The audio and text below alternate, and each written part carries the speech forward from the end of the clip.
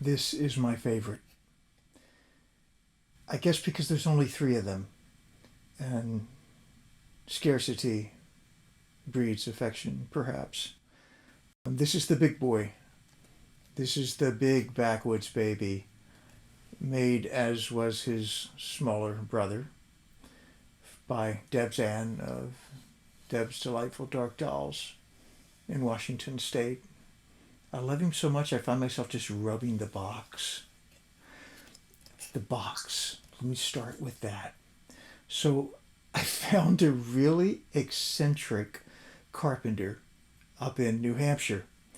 And I told him exactly what I was doing. I was going to buy some ready-made things, and he said, "Tell me what you're doing, and then leave me alone, and let me come up with something." And it was months and months, and I thought, I'm never going to hear from this guy again.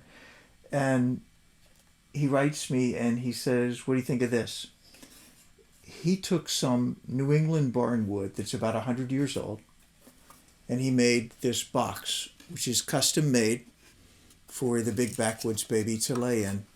I think it's beautiful. And there's a brass plaque on the end, also made by an eccentric artist. And all the people I work with tend to be eccentric. I wanted raw brass because raw brass has that beautiful sickly green patina that we will all have eventually. And this nameplate is already starting to age. And I love things that are aged and worn, weathered. I hand detail these little guys. Deb's Ann did the doll, which is a 90s doll, painted. She added some blood.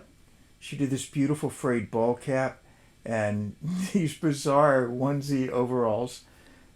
I hand detailed them with blood, different types of blood, because I figured this guy doesn't wash his hands much, and so I wanted some dark blood under his fingernails and some new blood. I really love doing different shades of blood. And just little specks of weird things. He's lying on a bed of decayed moss, which came from a real oak tree, the location of which I cannot disclose, but it's near a graveyard.